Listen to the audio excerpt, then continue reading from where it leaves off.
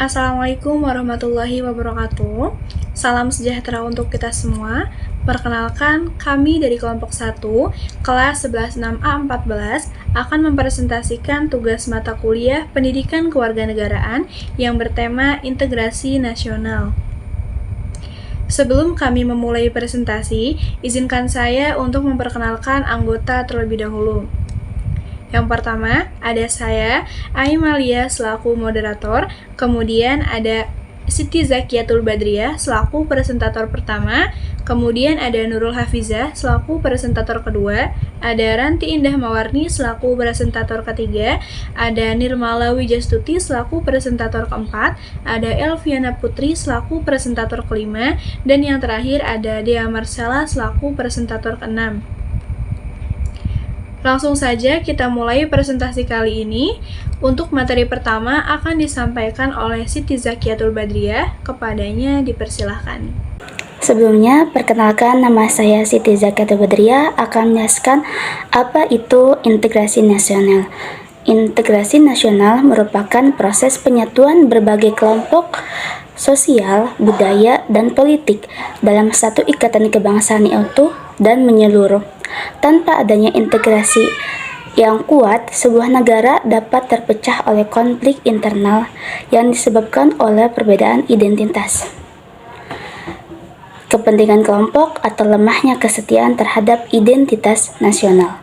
Dalam arti etimologi, integrasi nasional adalah proses penyatuan berbagai perbedaan yang ada dalam suatu bangsa, seperti perbedaan suku, budaya, bahasa, dan agama, menjadi satu identitas kebangsaan yang sama. Proses ini bertujuan untuk menciptakan kehidupan yang rukun dan seimbang di tengah keberagaman yang dimiliki suatu negara. Dengan begitu, masyarakat tetap merasa sebagai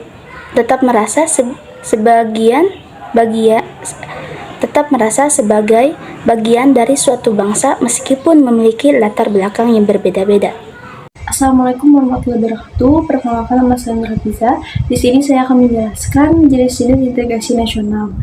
Yang dimana integrasi nasional ini dapat diklasifikasikan ke dalam beberapa jenis berdasarkan aspek yang terlibat dalam proses penyatuannya. Yang pertama itu ada integrasi bangsa. Integrasi bangsa merupakan proses penyatuan berbagai kelompok masyarakat yang memiliki latar belakang budaya, suku, agama, dan bahasa yang berbeda menjadi satu identitas nasional. Salah satu contohnya itu seperti peringatan Hari Kemerdekaan Republik Indonesia pada tanggal 17 Agustus yang dilakukan secara nasional sebagai salah satu bentuk integrasi bangsa. Lalu selanjutnya ada integrasi wilayah. Integrasi wilayah adalah upaya untuk menyatukan seluruh wilayah negara, terutama yang secara geografisnya terpisah-pisah, ke dalam satu kesatuan sistem pemerintahan dan pembangunan nasional. Salah satu contohnya itu seperti pembangunan Jalan Trans Papua, yang merupakan bentuk integrasi wilayah yang bertujuan untuk menghubungkan daerah-daerah terpencil dengan wilayah lainnya. Lalu selanjutnya ada integrasi nilai, yang dimana integrasi nilai ini merujuk pada proses penyatuan nilai-nilai sosial dan budaya yang dianut oleh masyarakat ke dalam nilai-nilai kebangsaan yang lebih universal. Salah satu contohnya itu seperti penerapan nilai-nilai Pancasila,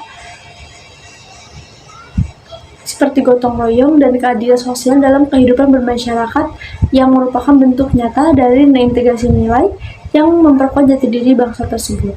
Lalu selanjutnya ada integrasi elit massa. Integrasi elit massa ini suatu bentuk hubungan harmonis antara kelompok dan massa. Integrasi ini untuk mewujudkan komunikasi dan kepercayaan antara keduanya itu berjalan dengan baik, serta adanya keterlibatan rakyat dalam pengambilan keputusan, seperti pelibatan masyarakat dalam musyawarah pembangunan desa yang dipimpin oleh perangkat desa mencerminkan integrasi elit massa karena keputusan yang diambil berdasarkan aspirasi bersama. Lalu selanjutnya ada integrasi tingkah laku atau perilaku integratif. Integrasi tingkah laku mengacu pada kesediaan individu atau kelompok masyarakat untuk menyesuaikan diri, bekerja sama, dan menunjukkan sikap yang saling menghormati demi terciptanya kehidupan sosial yang rukun.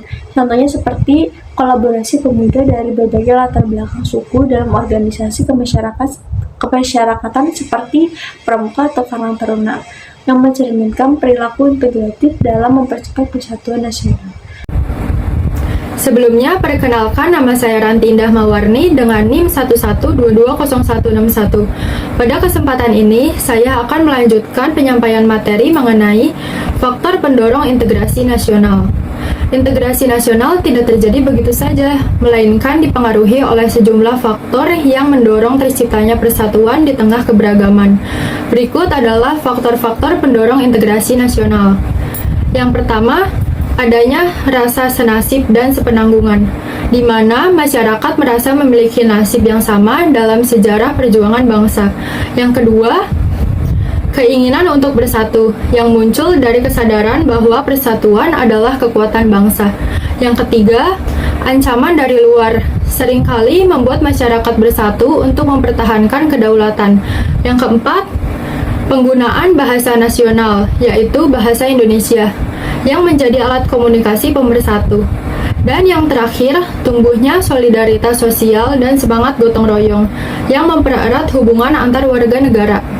Faktor-faktor inilah yang menjadi landasan penting dalam memperkuat integrasi nasional. Kemudian, mengenai faktor penghambat integrasi nasional. Di sisi lain, integrasi nasional juga menghadapi tantangan yang dapat menghambat proses penyatuan bangsa. Faktor-faktor penghambat tersebut antara lain, yang pertama, keberagaman yang tidak diiringi dengan toleransi. Itu dapat menimbulkan konflik dan perpecahan. Yang kedua, ketimpangan sosial dan ekonomi yang menimbulkan kecemburuan antar kelompok. Yang ketiga, kurangnya rasa nasionalisme membuat sebagian masyarakat kurang peduli terhadap kepentingan bersama. Yang keempat, adanya provokasi serta hasutan, baik dari dalam maupun luar negeri. Itu bisa memperkeruh suasana. Dan yang terakhir, serta lemahnya penegakan hukum dan rasa keadilan yang membuat masyarakat kehilangan kepercayaan pada negara. Perkenalkan, nama saya Nirmala Wijastuti dengan nomor NIM 112200138. Di sini saya akan menjelaskan dua materi. Untuk materi yang pertama yaitu integrasi nasional dalam perspektif sejarah Indonesia, dan di mana materi yang pertama ini terdiri dari 3 poin. Untuk poin pertama yaitu konsep dasar integrasi nasional. Untuk poin yang kedua yaitu sejarah integrasi nasional Indonesia, yang di mana untuk poin kedua ini terdiri dari 3 masa, yaitu masa pra-kemerdekaan, masa kemerdekaan, dan masa Orde Baru dan reformasi. Untuk poin ketiga yaitu tantangan integrasi nasional Indonesia. Untuk materi yang kedua, di sini ada peran nilai-nilai Pancasila dalam integrasi nasional. Untuk materi yang kedua ini terdiri dari 4 poin. Poin pertama yaitu Pancasila sebagai landasan persatuan. Poin kedua yaitu peran setiap sila dalam menjaga integrasi nasional. Poin ketiga yaitu Pancasila sebagai alat pemersatu bangsa. Dan poin yang terakhir yang keempat yaitu aktualisasi nilai Pancasila dalam kehidupan sehari-hari. Saya Alfiana Putri Utami Karsiman dengan NIM 112200262 akan menyampaikan materi selanjutnya mengenai strategi dalam menjaga dan memperkuat integrasi nasional. Seperti yang kita ketahui, Indonesia memiliki banyak keberagaman budaya, suku, agama, dan bahasa. Di tengah banyaknya keberagaman, tentunya Indonesia menghadapi tantangan besar untuk menjaga kesatuan. Oleh karena itu, diperlukan strategi-strategi yang efektif untuk memperkuat integrasi nasional. Strategi pertama yaitu memperkuat ideologi Pancasila sebagai pemersatu bangsa. Dengan menjadikan Pancasila sebagai ideologi negara dan pandangan hidup, kita bisa menyatukan berbagai keberagaman Indonesia. Strategi kedua, meningkatkan pendidikan karakter. Melalui pendidikan, generasi muda dapat menanamkan nilai-nilai nasionalisme, toleransi, dan cinta tanah air untuk memiliki sikap menghargai perbedaan. Strategi ketiga, penegakan hukum yang adil. Penegakan hukum yang adil akan menciptakan rasa aman dan kepercayaan masyarakat, serta mencegah konflik sosial. Strategi keempat, mengedepankan komunikasi antar budaya. Melalui dialog antar budaya dan kegiatan sosial bersama, dari situ masyarakat dapat membangun pemahaman terhadap perbedaan. Dan yang terakhir, strategi kelima, optimalisasi peran media. Media memiliki peran penting dalam membentuk opini publik. Oleh karena itu, media harus menjadi pemersatu bangsa dengan menyajikan informasi yang objektif, edukatif, dan tidak memecah belah bangsa Indonesia. Nah, demikian strategi-strategi yang dapat dilakukan untuk menjaga dan memperkuat integrasi nasional. Saya, Dia Marcella, akan menjelaskan terkait peranan generasi muda dalam menjaga integritas nasional. Generasi muda merupakan penerus bangsa yang memiliki potensi besar dalam menentukan arahan masa depan Indonesia. Beberapa peran penting generasi muda dalam menjaga integrasi nasional. Pertama, memahami dan mengimplementasikan Pancasila dalam kehidupan sehari-hari. Contohnya, ikut kerja bakti di lingkungan sekitar sebagai wujud gotong royong. Yang kedua, meningkatkan rasa semangat nasionalisme dan rasa cinta tanah air. Contohnya, mengikuti upacara bendera dengan hikmat dan penuh semangat.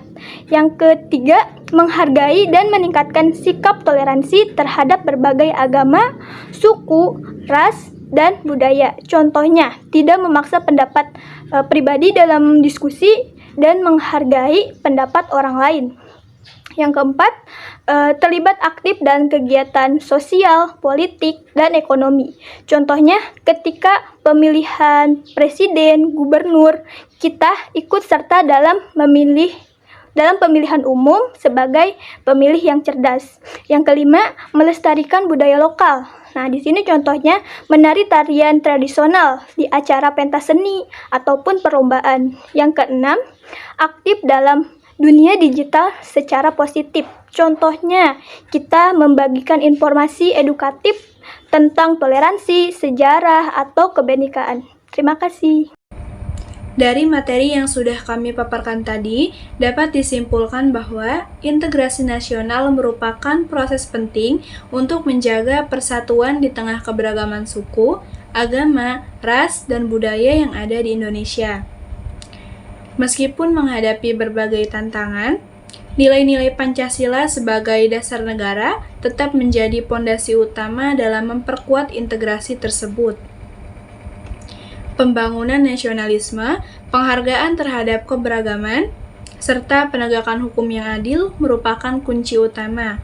Untuk itu, perlu peningkatan pendidikan karakter di setiap jenjang, penegakan hukum yang konsisten, penguatan komunikasi antar budaya, dan peran aktif generasi muda dalam menerapkan nilai-nilai Pancasila demi terciptanya keharmonisan dan persatuan bangsa.